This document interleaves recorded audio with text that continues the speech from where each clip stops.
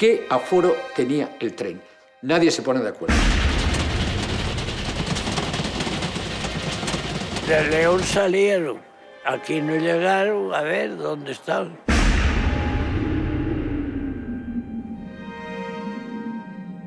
Ha habido 500 fallecidos, otros 800. Hay algunas publicaciones que hablan de casi 1000.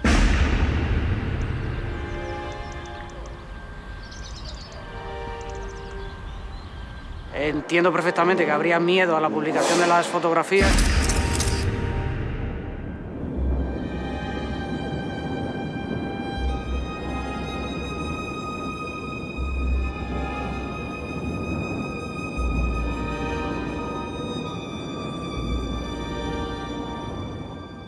En 1944 se produjo el accidente ferroviario más grave de la historia de España.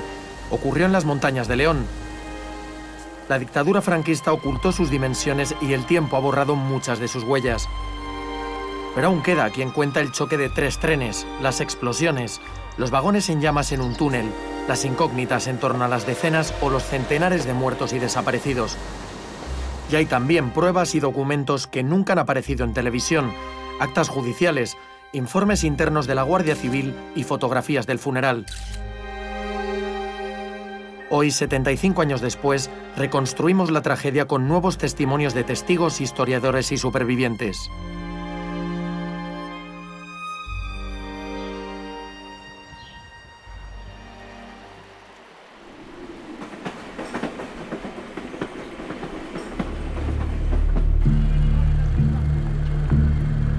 El tren Correo Expreso 421 partió de Madrid la tarde del 2 de enero de 1944 con destino a Coruña.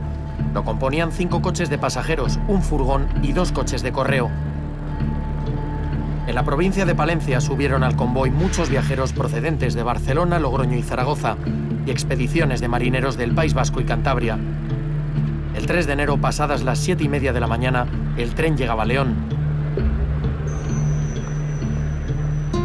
Venía con 2 horas de retraso y allí acoplaron el tren de Asturias a la cola del tren Correo Expreso. Venían de Gijón y también era una expedición bastante numerosa, formada por 61 marineros que prácticamente cuando se llegan no tienen sitio. El convoy asturiano se añadió por cola a la composición que venía de Madrid. Eran 3 vagones más, atestados de pasajeros. Mientras tanto, en la cabeza del tren retiraron la locomotora, una Montaña 462, y acoplaron 2 nuevas máquinas para afrontar el puerto de Manzanal. Una mastodonte de la antigua compañía de andaluces y una Mikado, una americana, de la compañía del norte. A los mandos de la Mikado que encabezaba el convoy estaban el maquinista Julio Fernández y el fogonero Federico Pérez. 45 kilómetros más adelante, en la estación de Astorga, se volvían a detener más de 20 minutos. Había que dar cerraje a los frenos, aproximar las zapatas de cada vagón para que funcionaran. Mientras, seguía subiendo gente al convoy. Y es como el gran teatro prácticamente de España en esos momentos, ¿no? Están representados todos los grupos sociales, hay campesinos, hay un grupo bastante numeroso de comerciantes, de empresarios que van a hacer sus negocios, de viajantes, porque era el medio que tenían que para hacerlo. Ahí todo el que venía entraba y las maletas y los niños pues los metían por las ventanillas. Los pasillos del tren, iba más gente que en los asientos. Aquello era, que calculo yo, que cada unidad llevaría de 60 a 80 personas. Casi todos los que subían llevaban billete de tercera clase, pero esos coches estaban colapsados, así que se subieron en la parte delantera del tren, en primera. El convoy prosiguió su marcha hacia el puerto de Manzanal. Cuando se detuvo en Brañolas, la estación a más altitud del recorrido transportaba entre 900 y 1000 personas. Y le dijo, Luis, pero no subes. Dice, no, han mandado, ya no me dejan, una circular que no esto. Hombre, sube para acá, que donde voy yo vas tú. Porque él era mozo de tren ferroviario. Y claro, mi padre subió para allí, que era el furgón el que iba detrás de la máquina. 2 kilómetros después de la estación empezaba el descenso del puerto, un recorrido conocido entre los ferroviarios como la rampa de Brañolas.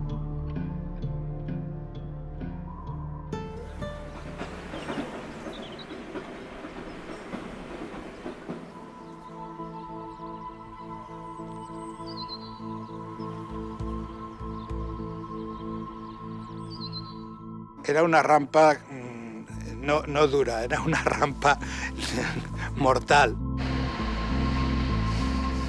Durante 14 años, entre 1868 y 1882, las obras del ferrocarril para unir Madrid y Galicia estuvieron paradas entre Brañuelas y Torre del Bierzo. Nadie sabía cómo ejecutar un descenso tan pronunciado, hasta que alguien pensó en bajar el puerto en espiral, mediante lo que llamaron el lazo. La obra de ingeniería que hay, que se hace en el año, bueno, de los años 70 y los años 80 del siglo XIX, para hacer la rampa de Brañuelas, es, después de la Pajares, la segunda obra de ingeniería del siglo XIX más importante de la que se hace en España, ¿no? La diferencia es que la rampa de Pajares se electrificó en 1924 y la de Brañuelas no. Era un sistema alrededor de la montaña para bajar de los más de 1000 metros de altitud del pueblo hasta los 700 de Torre del Bierzo, que había que hacer con trenes de vapor. Tiene los recuerdos por encima de 20 túneles en una distancia de 8 kilómetros. Era raro el día que no había algún accidente. El día que no había algún accidente, porque o bien bajando porque se quedaban sin frenos, o bien subiendo. De sobra lo sabían los ferroviarios y por eso lo habitual era bajar el puerto con 2 locomotoras para frenar los trenes. El 3 de enero de 1944, en pleno descenso tras dejar atrás Brañuelas, el Expreso 421 consiguió parar en la estación de La Granja haciendo contravapor, es decir, poniendo las máquinas a trabajar marcha atrás para poder detenerse. Pero, ¿qué sucedió? Sucedió lo imprevisto, que la locomotora mastodonte que iba en primer lugar se le calienta un eje del carro bisel. Un eje caliente al rojo vivo significaba que se podía partir y hacer descarrilar al convoy. Había que retirar la segunda locomotora. Entonces se produjo una de las grandes controversias sobre los acontecimientos de ese día. Los comentarios es que el maquinista dio quejas de que la máquina no frenaba bien y él pedía otra segunda máquina, pero las prisas del retraso obligaron a que tenía que continuar. En el tren viajaba Luis Razkin, jefe de tracción de Renfe en León. Durante la parada en La Granja mantuvo una conversación con el maquinista Julio Fernández. Que nos ha costado lo suyo parar aquí, ¿eh? Y le dice este señor responsable de tracción al maquinista, le dice, si te quedan 11 kilómetros, baja despacio. Total, bajas despacio. Bueno, le convencieron de una forma o de otra, no sé qué, si con buenas palabras o con malas, pero el hombre se accedió a salir con el tren. Quien le oyó, pues es que se enfrentó al maquinista, no se enfrentó, sencillamente le dijo que tirara para adelante porque llevaban 2 horas de retraso. Le oyeron decir eso y todo el mundo le echó la culpa a él, pero para mí, el maquinista, si no podía, haber dicho, pues no voy. Y fue él quien le obligó a salir de Brañuelas o de La Granja, a sabiendas de que traía mal freno. Y lo sabía él, que había mal freno, lo sabía el visitador y lo sabía todo el mundo. Se aparta la locomotora y allí se quedó la americana solita con el tren.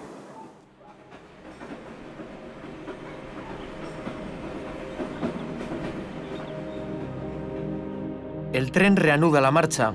Al salir del túnel 14, nada más abandonar la estación de La Granja, el maquinista vuelve a usar contravapor para tratar de retenerlo.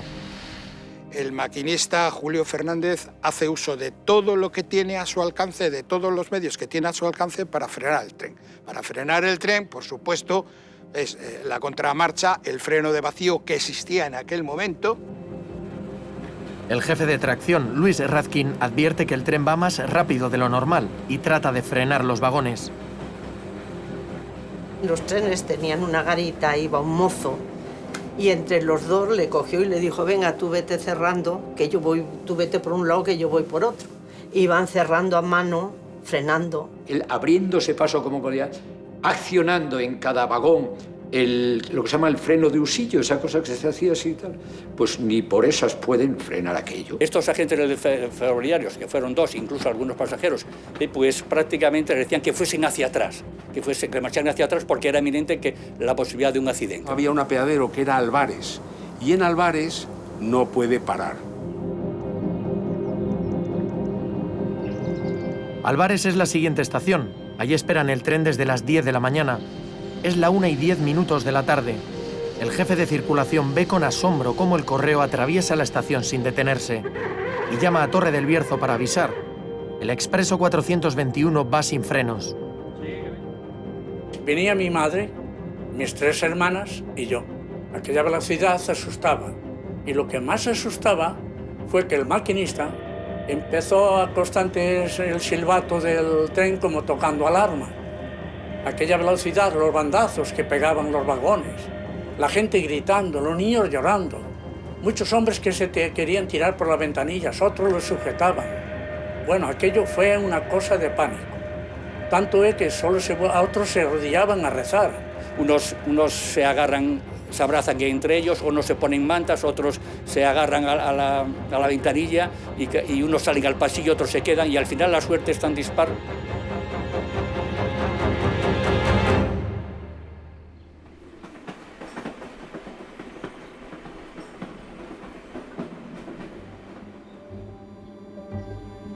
Para un forastero o una persona joven es difícil imaginar hoy la actividad que había en 1944 en Torre del Bierzo. Tiene una de tantas estaciones yermas de la España que se vacía. La mayoría de los trenes entre Galicia y la meseta la atraviesan a toda velocidad. Unos pocos paran. Queda un andén en uso limpio y renovado, y una caseta de ladrillo para resguardarse de la nieve y la lluvia. Está junto al vallado que impide el paso a la antigua cantina y el centenario edificio original de la estación. A continuación se extiende toda una red de vías muertas y varios edificios abandonados, vestigios de lo que era esta estación hace 7 décadas. Un lugar en el que había reserva de locomotoras, donde trabajaban factores, guardagujas, mozos de estación, obreros de vía y mecánicos. El ferrocarril aparece en el pueblo a través de la roca.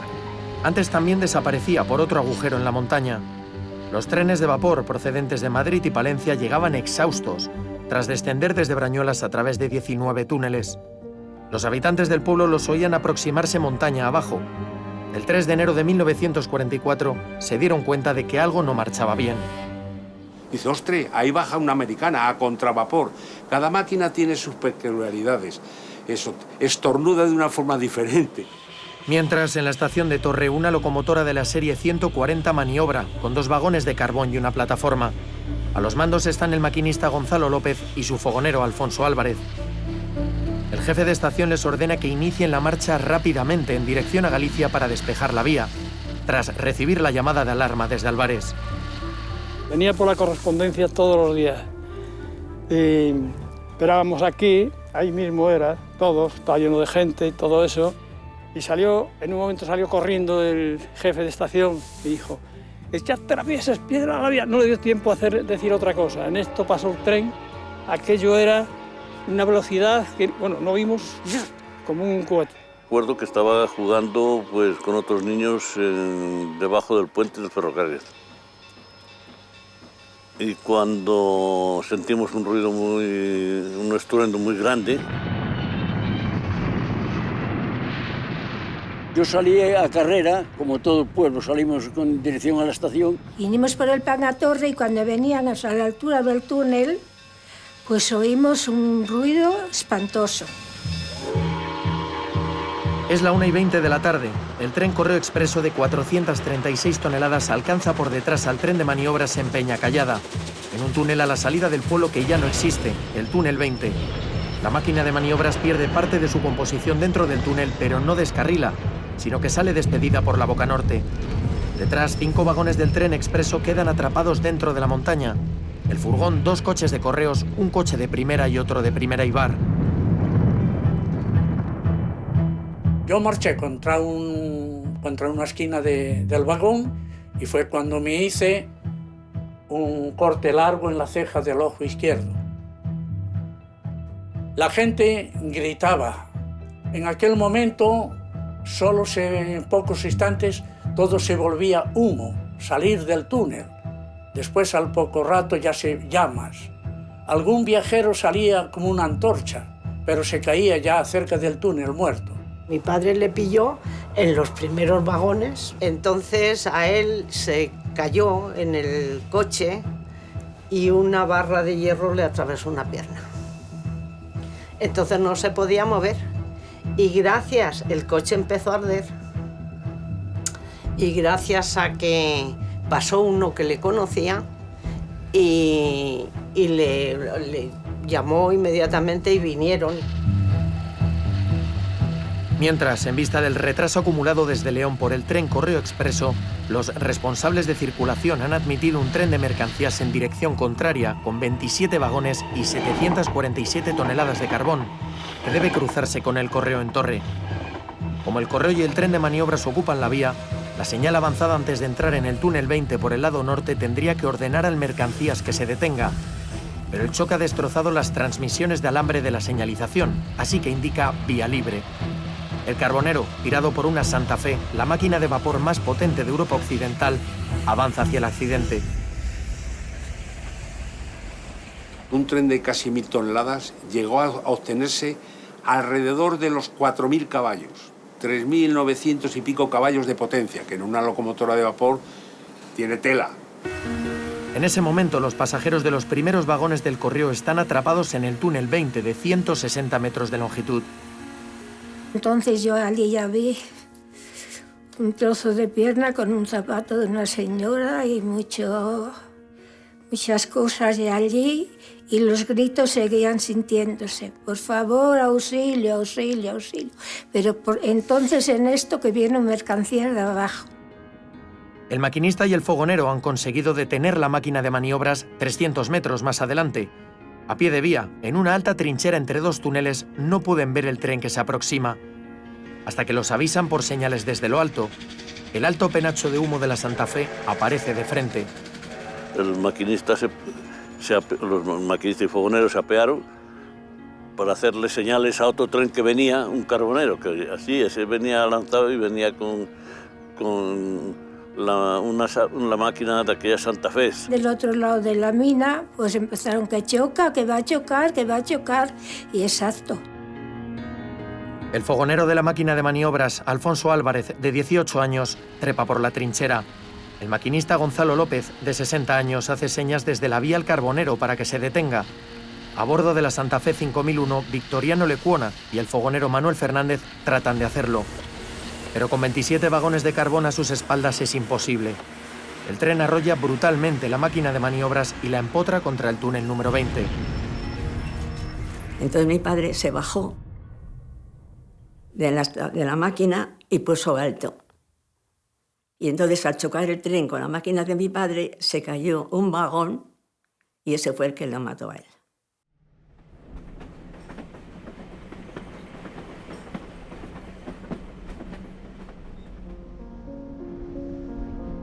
En el lado del túnel de Torre del Bierzo tratan de sofocar el incendio del Correo Expreso.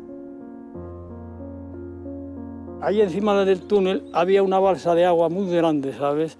Y los guardias, cuando salía el humo, les mandaba disparar a los tubos para que saliera el agua, ¿no sabes? Tan nerviosos que no acertaban. Y taladraron la tubería y salía el agua. Pero al momento aquello empezó a salir fuego por aquello, no había cristiano que aguantara. Y yo encima de la garita y otros 2 o 3 amigos echando calderos de agua de la que caía de aquello, cogíamos calderos y venga, y venga, y venga. Y a una señora que la sacamos allí estaba medio abrasada ya, pero la conseguimos sacar.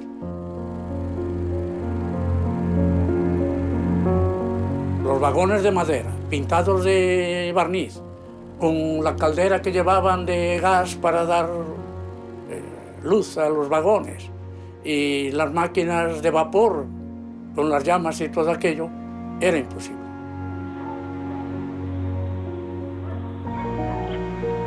Cuando fui al túnel pude entrar 4 o 5 metros fácil, pero luego di marcha atrás porque empezaban a haber explosiones. Sentías tiros, porque mira, venían guardias y venían unos soldados de Astorga, me parece, pero venían en los últimos coches. Algunos tiros igual los tiraban ellos, porque oye, es que ver ahí atrapado a uno medio muriéndose y eso, me cago en 10.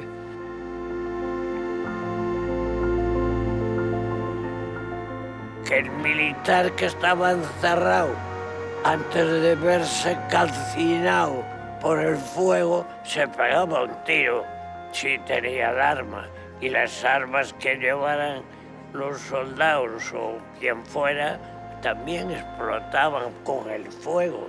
Y yo estaba al lado de unas peñas, cerca de la vía, un pequeño terraplén, y mi madre dice, neno, deja a esta niña ahí, sujétala un poquito. Y aquella niña que quedó en mis brazos daba unos quejidos como de lamento, pero muy lentos. Y de repente se quedó callada. Y una mujer me dice, nene, esta niña está muerta. Y me la llevó. Yo empecé a llorar.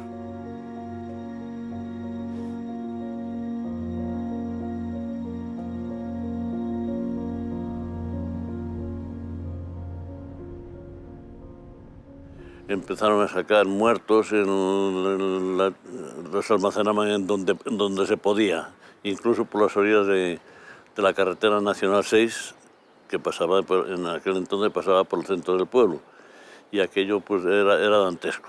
Algunos los cogían, los llevaban para debajo de la iglesia. Uno me dice a mí, agarre, chaval. y ya, yo para allá llevando, pero nada más llevé tres. Llevé tres porque es una cosa que no la quiero contar porque me cago en Dios. Que las cosas que veía allí. Estaba todo ya todo lleno de escombros, lleno de cosas malo, muy mal. De verlo, de pasarlo muy mal. Yo tuve secuelas, tenía que dormir mi mamá conmigo.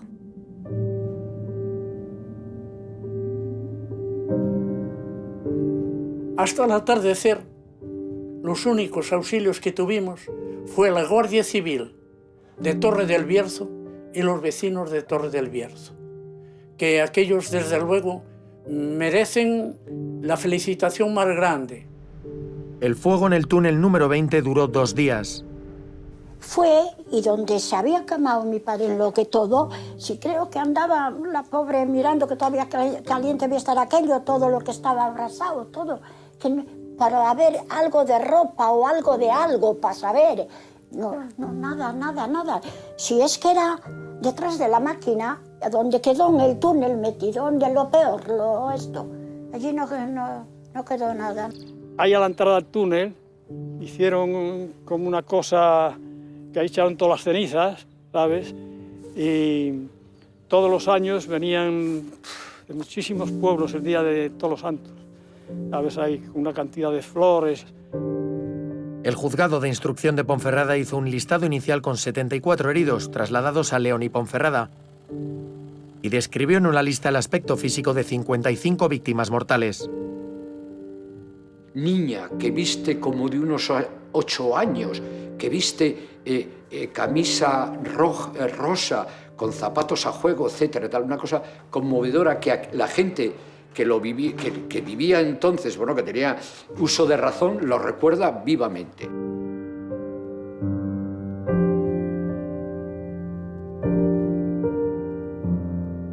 Apuntaban con una tiza aquí, un hombre, una mujer, 40 años, 50, no sabían, aquello que no. Aquello era imposible conocer aquello. Aquello yo no vi cosa igual. Y después decían que 50 muertos, y no se sabe los que murieron allí.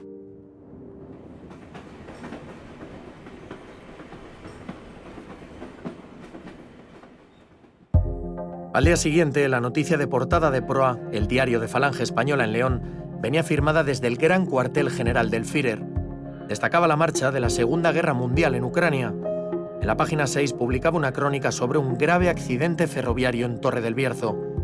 La portada del diario de León titulaba «En el sector de Jitomir, los soviets han sufrido elevadas pérdidas».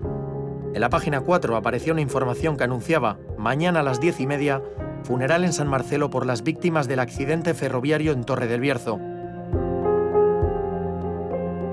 En el texto de la noticia aparecía la catástrofe resumida en un párrafo. A continuación apareció una extensa relación provisional de víctimas. El diario regional de Valladolid y el Ya en Madrid destacaban también informaciones sobre la guerra en Europa, pero sí recogían el accidente en columnas de la portada. El diario ABC mencionó la tragedia de Torre en la página 31. Ningún periódico mostró fotografías del accidente.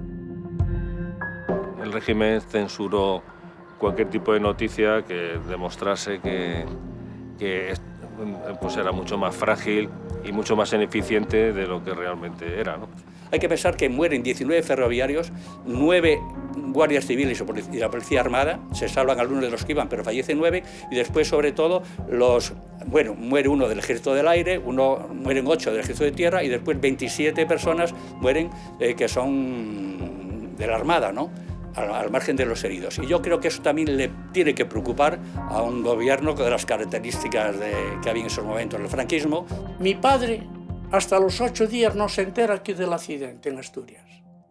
Cuando se entera, le dice ingeniero: Manuel, hubo un accidente muy grave hace 8 días en Torre del Bierzo.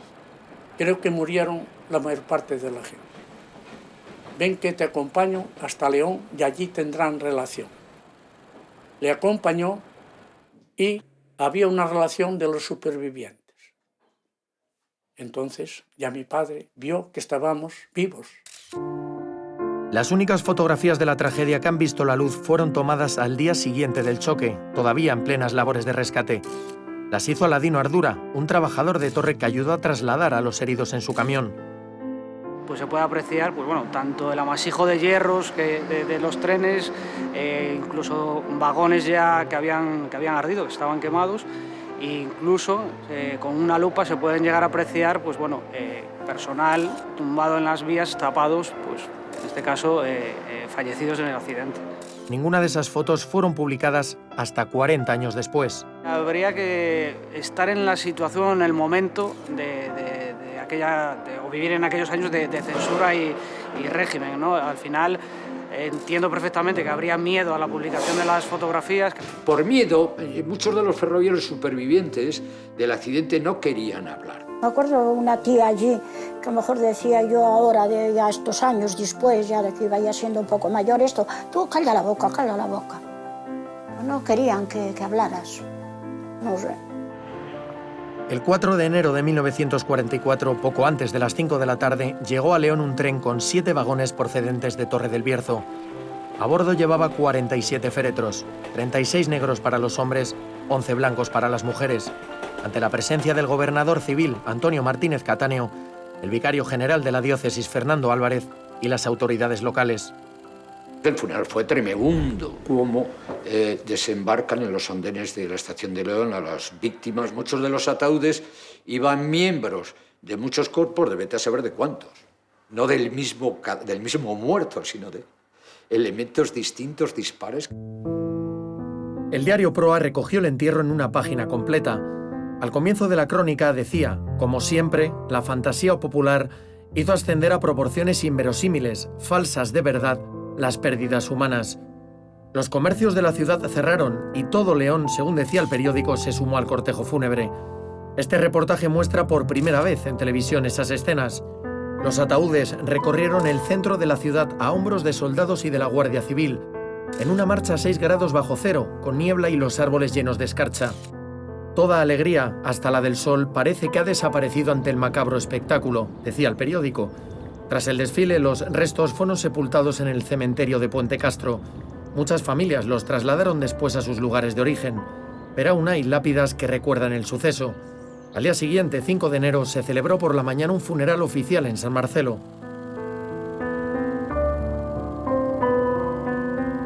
Luego se pierde en el tiempo, nadie recoge el resultado del, el contenido del sumario, ni la sentencia y tal, hasta nuestros días. La catástrofe dejó de existir para los medios de comunicación.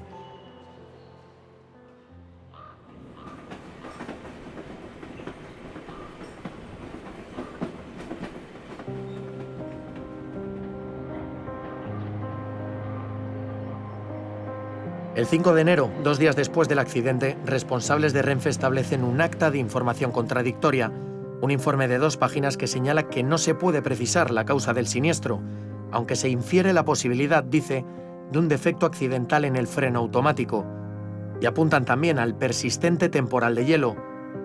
El documento señala que el maquinista hizo cuanto pudo por detener el convoy. 3 semanas después, un informe de la Dirección General de Renfe concluye que, desde el punto de vista reglamentario, todos los agentes implicados cumplieron sus obligaciones. Pero eso no libra al jefe de tracción, Luis Radkin, el maquinista Julio Fernández, el jefe de tracción adjunto Eduardo López y el visitador Francisco Saldaña de ser juzgados por un tribunal de guerra. En esta jurisdicción de los tribunales especiales de accidentes ferroviarios, que normalmente se sustancian con penas de muerte, ninguna de ellas se llegó a ejecutar, se conmutaban. Lo que no se admite, bueno, es podríamos llamarla la presunción de inocencia. Y ha habido accidentes en plena guerra civil, sobre todo en Monforte, eso, consejo de guerra, esto sumarísimo, y al día siguiente le fusilaron. Durante el juicio, los investigados fueron encarcelados en Valladolid. La dictadura buscaba respuestas en un mes de enero aciago en los ferrocarriles. Una semana después del accidente de Torre, más de 40 personas murieron en otra catástrofe en Arévalo, Ávila. El 25 de enero, un choque en Olabeaga, en Vizcaya, causaba un muerto y 100 heridos. El régimen ocultaba todo lo que ocurría y todo lo que tenía que ver con los accidentes, y utilizó un argumento recurrente que era achacarlo a las guerrillas, a los maquis, pero la propia Guardia Civil en los informes decía que, bueno, que tenían que contar que eran los guerrilleros, pero que realmente estaban provocados por deficiencias de las instalaciones y de los equipos. Extrajudicialmente, por el Consejo de Administración de Renfe, entonces, que es ya consecuente con el famoso comunicado o el bando del gobierno diciendo que después, haciendo un acto de reflexión del enero negro, del accidente de Torre, del accidente de Arévalo, del de Olabeaga y cualesquiera otros de menor cuantía, que, en fin, el estado de la red ferroviaria es penosa, debido a la mala gestión de la República, se destituye al presidente del Consejo de Administración de Renfe y se nombra director general a Rivero de Aguilar, un señor que era de total confianza de Franco, con el que había hecho la guerra en África, etcétera, que durante la guerra civil había estado al frente, un teniente coronel, al frente del servicio militar ferroviario. Una memoria interna del Grupo de Investigación de Ferrocarriles de la Guardia Civil establecía que en ese enero de 1944 se produjeron en España 45 accidentes ferroviarios. Un porcentaje muy elevado, decía, se debía al estado de las máquinas y la falta de repuestos. Los ferrocarriles se quedaron totalmente no obsoletos, deshechos como consecuencia de las intervenciones militares, hasta tal punto que se tuvo que crear la Renfe en 1941, para poder solucionar el problema de las antiguas compañías, ¿no? Ese mismo informe tenía un apartado llamado Ambiente Político-Social. En él decía que los ferroviarios se dedicaban a la propagación de noticias tendenciosas sobre la marcha del conflicto bélico mundial y las privaciones en España. Entre ellos, decía el informe, predomina la desconsideración con los sagrados intereses de la patria. Franco depuró a 83.000 ferroviarios, es decir, les obligó a demostrar que no eran culpables. Y de esos 83.000 sancionó cerca de 30.000, 7.000 de los cuales despidió. El destino de Torre del Bierzo era uno de los más penosos y era una de las, digamos, de los castigos que se imponían a las gentes que estaban comprometidas con la República. Mi padre trabajaba y estaba castigado por la guerra, porque mi padre era huelguista del 17 en Bilbao.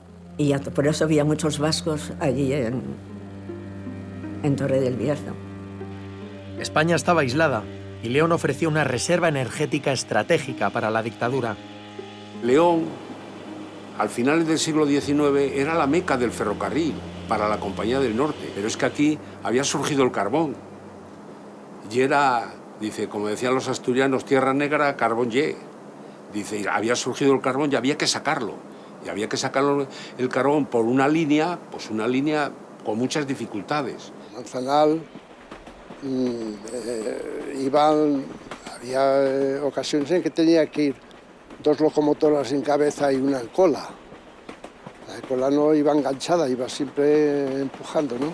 Y al llegar a los túneles, pues si había humedad, cosa bastante frecuente, se ponían a patinar y cuando patinaba la locomotora no sabían si estaba avanzando o no, porque el ruido de la que le precedía no lo oían tampoco, oían lo suyo, ¿no? Y a veces pues no sabían si estaba avanzando o parados. Entonces tracaban la escoba, dándole el hastial, veías si se movía o no. Se quedaban encallados en el túnel y la gente, los maquinistas y con el humo fíjate, aquello echando humo dentro del túnel, pues muchos morían y otros pues salían medio asfixiados. Lo peor de mi vida lo pasé allí, en el ferrocarril, porque los de Vía y Obras les pasaba igual, se tapaban hasta los carriles, tenían que ir a picar para levantar el hielo. El estado de las infraestructuras y la dureza del trabajo fueron implacables con el colectivo ferroviario. Entre 1941 y 1955 fallecieron unos 2.000 ferroviarios en accidentes laborales. El número de incapacitados provisionalmente llegaron prácticamente a 30.000. El Tribunal de Guerra consideró la catástrofe de Torre un accidente desgraciado, cuyas causas, según dice la sentencia, no se pudieron concretar por la destrucción total de una parte del convoy. El fallo, dictado el 4 de mayo de 1944, absolvió a los 4 procesados, tras 3 meses en prisión. Estableció el balance oficial de víctimas, 83 muertos y 64 heridos, y fijó los daños materiales en 1.350.000 pesetas. Familias de los civiles fallecidos cobraron el seguro obligatorio del viajero. Los allegados a los desaparecidos tuvieron más problemas. Sí que fue mucha gente de testigo a León, pues irían a reclamar algo, a decir, claro que lo vieron subir para el tren, para saber que estaba viuda, porque nunca le dieron nada de nada. Y ella quedó con el campo para atender vacas y todo, y ha trabajado para sacarnos a los 3 sin paga de nada.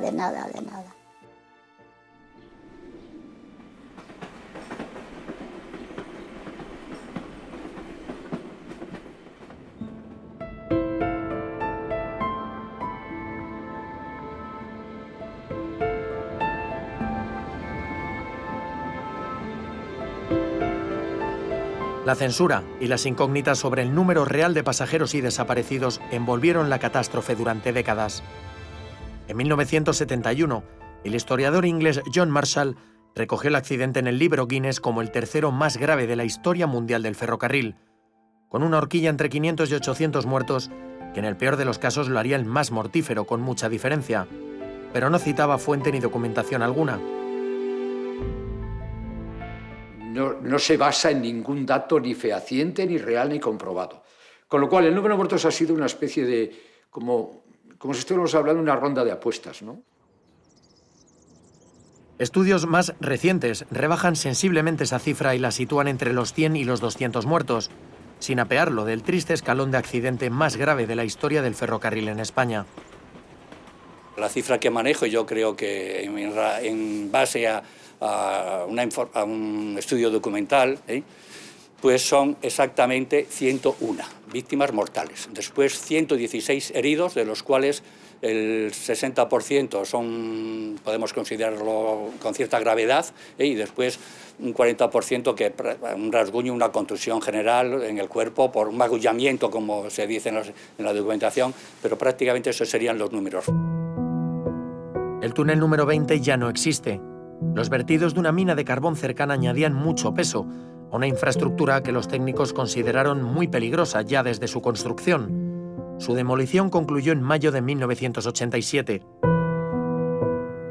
El río está por la parte derecha y encima había una escombrera y se iba cerrando. Y nosotros, cuando íbamos haciendo las revisiones de eso, veíamos que cada vez se iba cerrando más y no podíamos levantar ni el pantógrafos.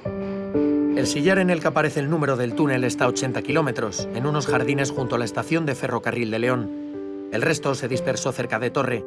Montaña arriba, en Santa Marina, conservan varias piedras a la entrada de la iglesia. Allí no solo perduran materiales de la catástrofe, la tradición oral, transmitida por la generación anterior, da honda fe de los sucesos de 1944.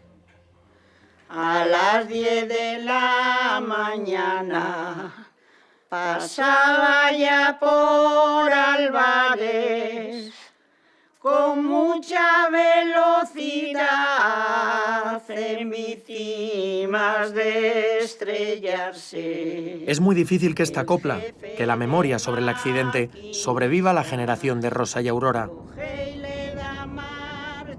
Y cuando los últimos hijos que quedamos ya de aquello no estemos, pues mucho menos se va a quedar, porque los nietos ya no van a recordar aquella. Oís tantos lamentos, tantas cosas, se te quedan grabadas ahí en la cabeza que a cualquier sitio que vas las llevas.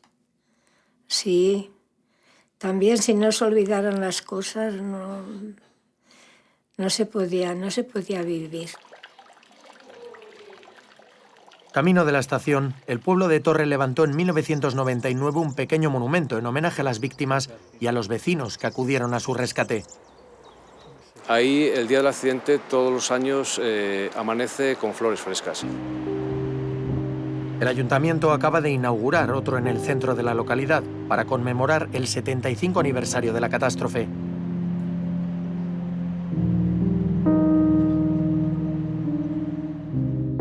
En la vecina Galicia también perviven recuerdos difuminados. En aquel correo expreso viajaba un equipo de fútbol, el Betanzos. Regresaba tras perder 6-1 contra el Palencia el día anterior. En el choque murieron 2 jugadores, el defensa Marelo y el portero Moisés. Historias que los más viejos conservan en la localidad y en el club, y que se encargaron de recordar a la prensa local para advertir que el terrible accidente del Albia de Santiago de Compostela en 2013 no era el peor de la historia del país. A 1000 kilómetros de distancia, en el Museo del Ferrocarril de Cataluña, los visitantes pueden contemplar medio centenar de locomotoras. Allí está la primera de las 22 Santa Fe que la maquinista terrestre y marítima construyó entre 1942 y 1945, la única que se conserva. Según datos del museo, una máquina de 213 toneladas con una potencia que las diésel y las eléctricas tardaron 30 años en superar en España. Su numeración en Renfe, la 3101. Pero cuando la encargó la antigua Compañía del Norte tenía otra, 5001. Es la locomotora del Carbonero en el accidente de Torre del Bierzo. Es otro de los últimos testigos de un accidente que nunca se había producido, que para la mayoría de la población de la época nunca existió y que según los historiadores nunca se volverá a repetir.